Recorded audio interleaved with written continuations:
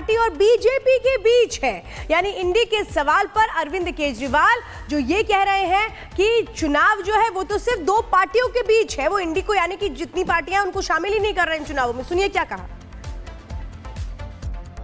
दिल्ली का चुनाव आम आदमी पार्टी और बीजेपी के बीच में है। ये इंडिया गठबंधन का चुनाव नहीं है। जो भी हमें समर्थन मिल रहा है, मैं उन सभी पार्टियों का दिल से शुक्रिया अदा करता हूं। वो हमें समर्थन दे रहे हैं। ममता दीदी ने समर्थन दिया और अखिलेश जी ने समर्थन दिया। मैंने इसमें मीडिया में ही देखा है कि शायद ठाकरे जी की भी पार्टी शायद समर्थन दे रही है। मैं सब लोगों का शुक्रिया अदा करता हूं जो हमें आशीर्वाद दे रहे हैं, जो हमें समर्थन दे रहे हैं। तो ये तो आपने अरविंद केजरीवाल को सुना, लेकिन इंडी में दरार पड़ चुकी है। इस पर क्या कुछ कहना है कांग्रेस, आम आदमी पार्टी और बीजेपी के नेताओं का, सुनिए सर। सबका मकसद है भारतीय जनता पार्टी को हराना। अभी दिल्ली के अंदर आम आदमी पार्टी ही भारतीय जनता पार्टी को हरा रही है। हरा ही नहीं रही है, बुरी तरीके से हरा रही है। तो इसलिए जो बाकी इंडिया गठबंधन के दल हैं वो हमारा साथ दे रहे हैं। हम उनका हृदय से आभार व्यक्त करते हैं। बहुत अच्छी बात है कि वो इस अभियान में, इस लड़ाई में हमारे साथ खड़े हैं। देखिए, नफरत की बुनियाद पे हिंदुस्तान नहीं बन सकता। झगड़ा करा के, लोगों को बांट के आप राजनीति नहीं कर सकते। तो इसलिए बीजेपी दिन रात जो देश को बांटने में लगी हुई है, जिस तरीके से नफरत फैलाने में लगी हुई है, हर चीज़ में झूठ बोलने में लगी हुई है, तो इनको तो हराना होगा। और इस लड़ाई में इंडिया गठबंधन के जो बाकी दल हैं, कांग्रेस को, ये गठबंधन हुआ लोकसभा के लिए और इसका कोई विधानसभा के चुनाव में कोई इसका रिफ्लेक्शन नहीं है। बाकी कौन पार्टी किसको सपोर्ट करती है, जहां तक सपा की बात है, तृणमूल की बात है, उनका दिल्ली में कोई बहुत ज़्यादा वजूद नहीं है। जब कभी होगा वो अपना लड़ेंगे।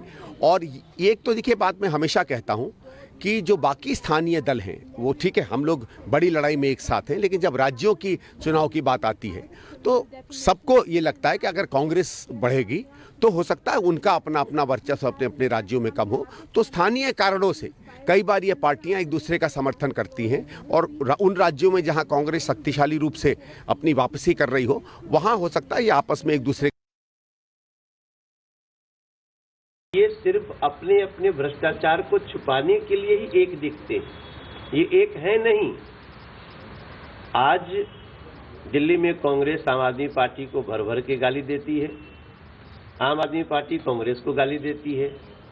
आम आदमी पार्टी जितने इंडिया अलायंस में है ना, सबको गाली नहीं, सबको बेईमानी का सर्टिफिकेट दे चुकी है, बांट चुकी है। और जिसको बेईमान बोला उसी के चरणों में फिर लौट जाते हैं। तो ये सब दिल्ली की जनता और देश की जनता भी देख रही है। इनका कहीं से भी नियत दिल्ली के लोगों का भला करना करके बीजेपी की आज एक अहम बैठक होने वाली है। जेपी नड्डा की अध्यक्षता में ये बैठक होगी। माना जा रहा है इस बैठक में 29 उम्मीदवारों की लिस्ट बीजेपी जारी कर चुकी है और माना जा रहा है कि आज दूसरी लिस्ट आ सकती है इस बैठक के बाद। यानी कि वो उम्मीदवार जिनके नामों को दूसरी लिस्ट में रखा जाना है, उनके लिए आज का दिन बेहद अहम है, क्योंकि एक ही चरण में चुनाव होना है 5 फरवरी को। लोमस हमारे सहयोगी तौर पर जानकारी के साथ इस वक्त जुड़ रहे हैं। लोमस, क्या कुछ खास इस बैठक में होने वाला है? बिल्कुल सुमित, आपको मैं जानकारी दे दूं, ये आज जो बैठक प्रदेश मुख्यालय में होगी, दिल्ली प्रदेश मुख्यालय में होने जा रही है, वो काफी अहम हो जाएगी, क्योंकि इसकी अध्यक्षता खुद जेपी नड्डा जी करने वाले हैं और साथ ही उनके साथ जो चुनाव समिति के अध्यक्ष हैं, प्रदेश के अध्यक्ष हैं, वो भी शामिल होंगे। और इस बैठक को काफी अहम देखा जा रहा है दिल्ली चुनाव से, क्योंकि इस बैठक में काफी रणनीतियों पर चर्चाएं होंगी। और साथ ही आपको जानकारी दे रहे कि जो पहली लिस्ट आ चुकी है, उसके बाद जो सेकंड लिस्ट आनी है उसको लेकर भी चर्चाएं हो सकती है। और साथ आपको जानकारी ये भी दे रहे कि किस तरीके से आम आदमी पार्टी और कांग्रेस को घेरा जाए, उस रणनीति को लेकर के भी इस बैठक में अहम चर्चाएं हो सकती है, क्योंकि तमाम जो प्रदेश के अध्यक्ष उस बैठक में शामिल होंगे और साथ ही चुनाव समिति के अध्यक्ष भी उस बैठक में शामिल होंगे और रणनीतियों पर चर्चाएं होगी। और साथ ही जो स्टार प्रचारक कौन कौन होंगे, उस रणनीति को भी ध्यान में रखते हुए यह बैठक काफी अहम है और इस बैठक में वो चर्चाएं हो सकती है। आपको याद होगा कि आपने पिछले दिनों भी देखा था किस तरीके से बैठकों का दौर जारी था जब लोकसभा चुनाव थी, और इसके बाद आज क्योंकि दिल्ली चुनाव अब नजदीक है, उसको लेकर के यह बैठक काफी अहम हो जाती है। ऐसे में नॉमिनेशन भी करना होगा, और इसके बाद वो प्रक्रिया भी करनी होगी और इसी के लिए बड़ा अहम दिन आज के लिए माना जा रहा है। लोमस, आगे भी आपसे अपडेट लेंगे, फिलहाल जानकारी देने के लिए धन्यवाद। तो इधर दिल्ली में आप के बाद बीजेपी ने पोस्टर जारी किया है। बीजेपी ने पोस्टर के लिए आप पर बोला है हमला। एक के बाद एक 4 पोस्टर कल भी जारी किए गए थे बीजेपी की ओर से और एक और पोस्टर जारी किया गया है। पोस्टर के जरिए लगातार केजरीवाल पर बड़ा हमला बीजेपी कर रही है, भ्रष्टाचार के मामलों को लेकर उजागर कर रही है, शीश महल को लेकर बड़े आरोप लगाए जा रहे हैं। दिल्ली में आपके बाद बीजेपी ने भी एक और पोस्टर जारी कर दिया। बीजेपी ने पोस्टर के लिए आप पर हमला बोला है। आप पर हमला बोल के वो ये बताने की कोशिश कर रही है कि कैसे दिल्ली वालों को लूटा गया है। और ये एक और पोस्टर जिसको हम आपको दिखा रहे हैं, पहले आपने पोस्टर जारी किया, जिसके बाद जवाब में बीजेपी ने पोस्टर जारी किया। आपदा आएगी दोबारा, ये कहा जा रहा है। तो उसमें दिल्ली के जाट समाज को रिजर्वेशन नहीं मिलता। दिल्ली यूनिवर्सिटी के कॉलेज में जाते हैं तो दिल्ली के जाट समाज को रिजर्वेशन मिलता है। केंद्र सरकार के किसी भी कॉलेज में या यूनिवर्सिटी में जाते हैं या केंद्र सरकार की किसी भी संस्था जैसे दिल्ली पुलिस हो गई, डीडी हो गई, उसमें नौकरी लेने जाते हैं तो दिल्ली के जाट समाज को उसमें रिजर्वेशन नहीं मिलता। बड़ी इंटरेस्टिंग बात यह है कि राजस्थान का जो जाट समाज है उनका नाम केंद्र की ओबीसी लिस्ट में है। तो दिल्ली यूनिवर्सिटी में जब एडमिशन लेने जाते हैं तो राजस्थान के जाट समाज को रिजर्वेशन मिलता है दिल्ली के कॉलेज में। दिल्ली के जाट समाज को दिल्ली के कॉलेज में रिजर्वेशन नहीं मिलता।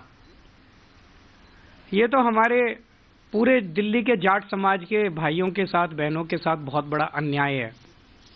और ये अन्याय ये जले पे नमक छिड़कने जैसा है कि 4 बार पिछले 10 साल में प्रधानमंत्री जी ने अपने घर बुला के और अमित शाह जी ने जाट समाज के नेताओं को आश्वासन दिया, भरोसा दिया, वचन दिया, गारंटी दी कि दिल्ली के जाट समाज को केंद्र की ओबीसी लिस्ट के अंदर डाला जाएगा। 26 मार्च 2015 को प्रधानमंत्री मोदी जी ने दिल्ली जाट समाज के प्रतिनिधियों को अपने घर बुलाकर यह वादा किया कि उन्हें केंद्र की ओबीसी लिस्ट में दिल्ली के जाट समाज को शामिल किया जाएगा। 26 मार्च 2015 को नहीं किया। उसके बावजूद 8 फरवरी 2017 को अमित शाह जी ने यूपी चुनाव से पहले चौधरी वीरेंद्र सिंह के घर फिर से दिल्ली और देश के जाट नेताओं को यह वादा किया कि जो स्टेट लिस्ट में ओबीसी जाती हैं उनको केंद्र की लिस्ट में जोड़ा जाएगा। फिर भी नहीं किया। 2019 के लोकसभा चुनाव से पहले दिल्ली में प्रवेश वर्मा के आवास पर अमित शाह ने जाट नेताओं से मिले, फिर वादा किया कि दिल्ली के जाट समाज को केंद्र की ओबीसी लिस्ट में शामिल किया जाएगा।